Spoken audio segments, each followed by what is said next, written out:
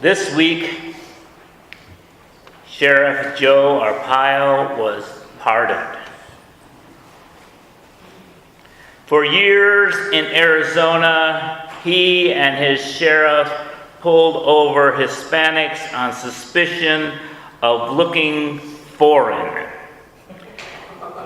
Any undocumented people he found, he put in what he called a concentration camp.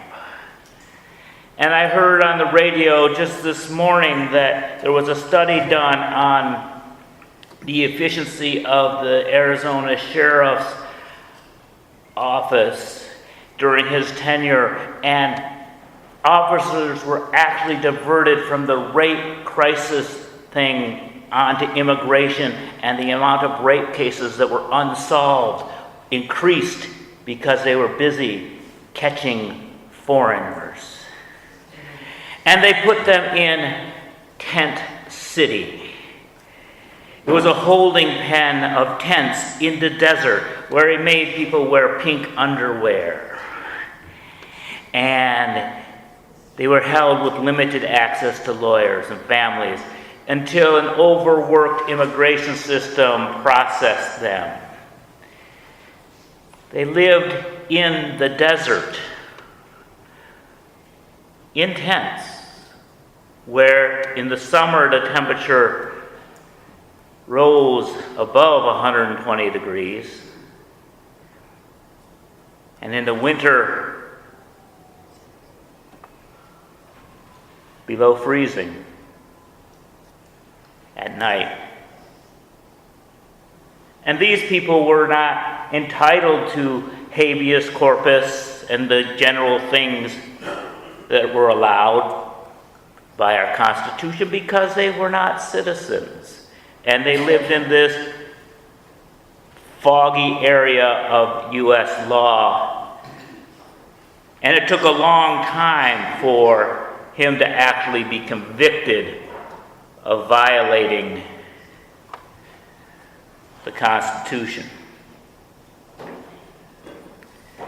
Susan Frederick Gray, who just this past June was elected moderator of the Unitarian Universalist Association, proclaimed, "To pardon Arpaio is to pardon white supremacy." Before she became our national leader, she was our minister in Phoenix for 9 years. She brought Arpaio's Tent City to national attention, both in our denomination and to the nation, by working with existent immigrant communities to organize protests of Tent City. She used her white privilege to be a voice that looked safe, so the news would listen to her, but they found out she wasn't safe because she spoke out. And when the UUs came to Phoenix in 2012, including 6 of our teens and 3 of our adults, we marched on Tent City with our yellow t-shirts. And the people of Tent City heard our songs and reported that we gave them hope. And we were part of what caused Tent City and Arpaio to be arrested.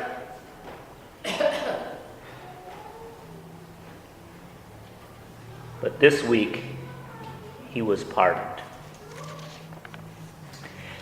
Pardoning him gives all our police carte blanche, if they want to just arrest people and hold them.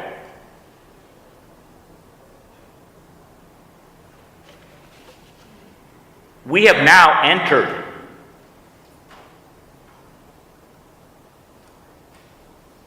(1930s) Germany. We are there, where 1/3 of the population is given permission to lock up another third, while another third watches.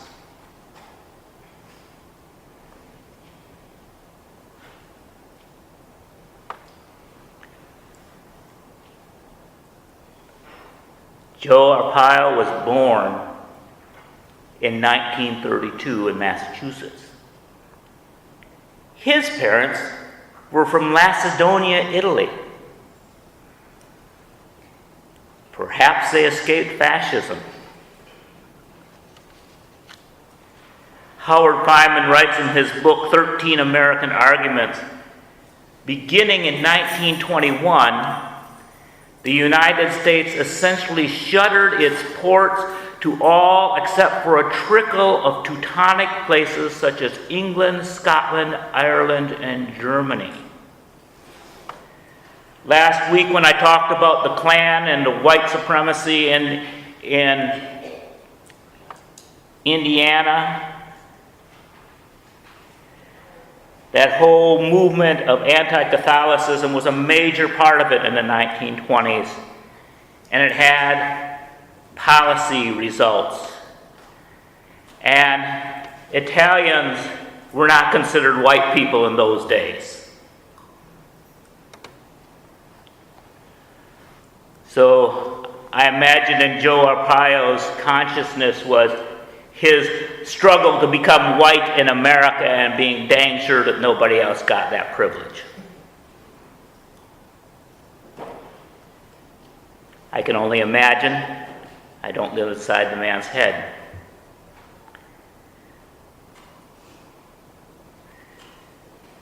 When I had my DNA done last year, trying to figure out why I was I'm the darkest person in my family of origin. And that was always, my sister said that I was picked up by the dumps from a Native American family. And so I was kind of hoping that maybe I did have some Native American in me, but the surprise from Ancestry.com was not Native American heritage, but Mediterranean heritage.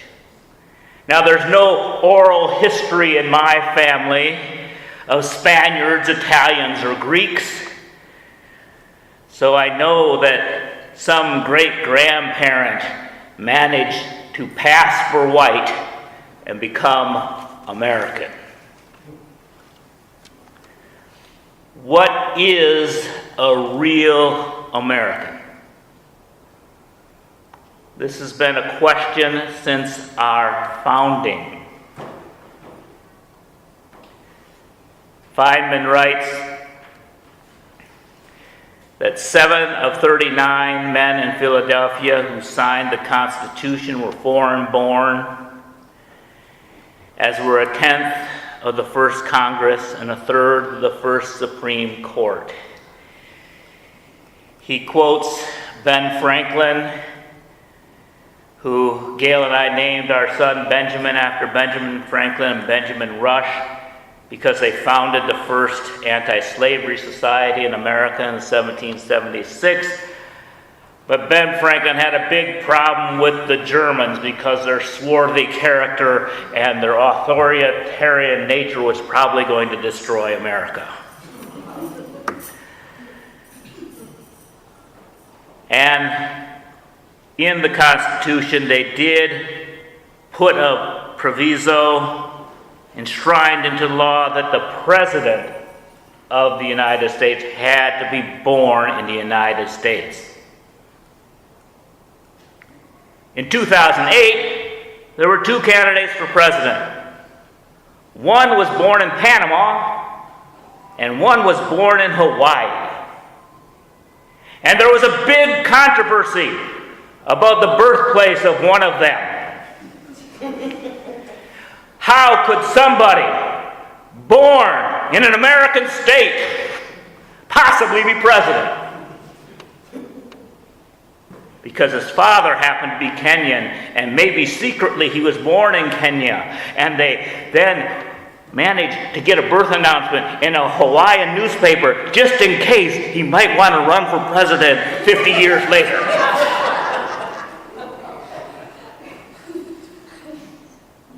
Now, the person born in Panama, in clear violation of the letter of the law, happened to be white. And people said, well, his parents were in the military, stationed in Panama. Big deal. He gets a pass. No debate. No debate. Not until this current administration had people question the patriotism and American bona fides of John McCain. Not until last week when we got promises that Joe Arpaio would be all right did the crowd chant for him to die of brain cancer. We are in 1930s Germany.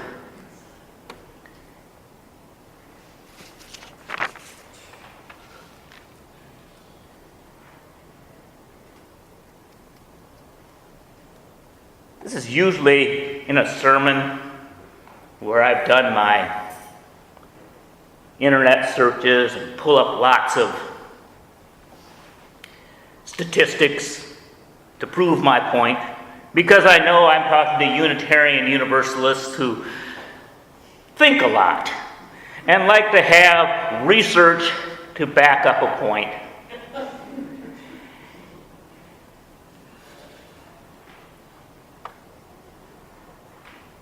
And we have this notion that has worked in our lives that reason has overcome our own personal fears and superstitions. And so we hope that that might work on other people. But clearly, we are in a post-fact world.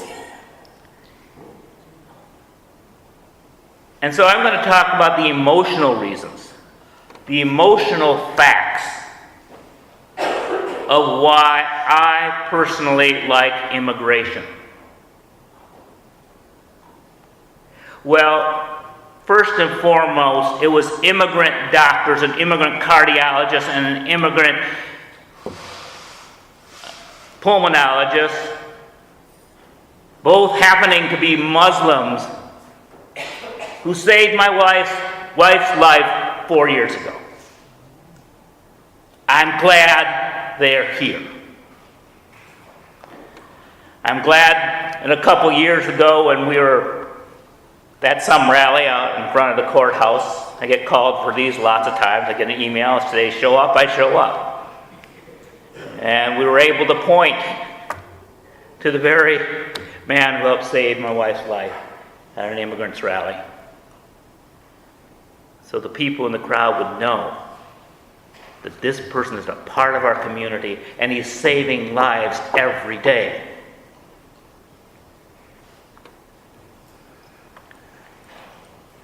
And my psychiatrist is from Syria.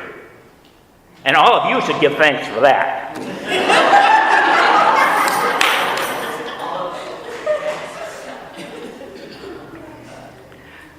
I like to eat in restaurants. And I want the kitchen staff to be healthy and well paid. And that's more likely to happen if they're allowed to be in the country legally. If they get hepatitis, I want them to be able to get U.S. health care. I don't want them living in the shadows and afraid to report any illness, bad health conditions in the kitchen to any officials on the fear that they might get deported. But also, I just like to eat in restaurants. I like variety. I like Irish, Italian, Thai, Indian, Mongolian. Life is better because of immigrants. The American birth rate is declining. When Social Security started, here's a statistic, 6 people paid for every retiree. That's not happening anymore.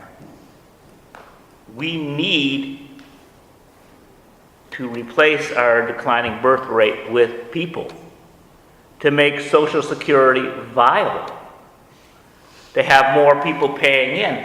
And the system as it is works for the benefit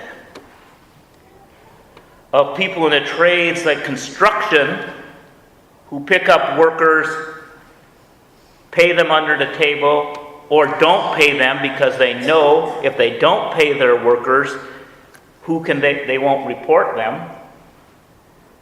Certain real estate moguls have a history of doing this. And that money, if they get any, none of it goes to the government to pay taxes. None of it goes to help the elderly or disabled. Each wave of immigrants changed what it means to be American. The first settlement on this continent by Europeans was by the Spanish in St. Augustine. Sadly, they brought enslaved Africans with them. The British didn't start a settlement or have it until Jamestown, 1607. So Africans and Spanish were here first. Then the Dutch in New Amsterdam, now New York. Then Germans, the Irish, the Italians, the Jews, the Chinese. People from everywhere. To be American is not blood. It is the desire for freedom and the desire to give human rights to everyone. And it took us a long time. It wasn't until Indian Acts in the 20s where Native Americans were actually given official status as American citizens. Yes. My father became an American citizen before many Native Americans.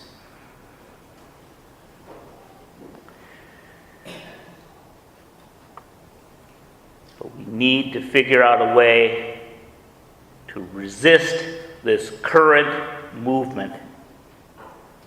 And we need to make this a place of freedom for everyone. From our indigenous people to our newest arrivals. May we bless and be blessed.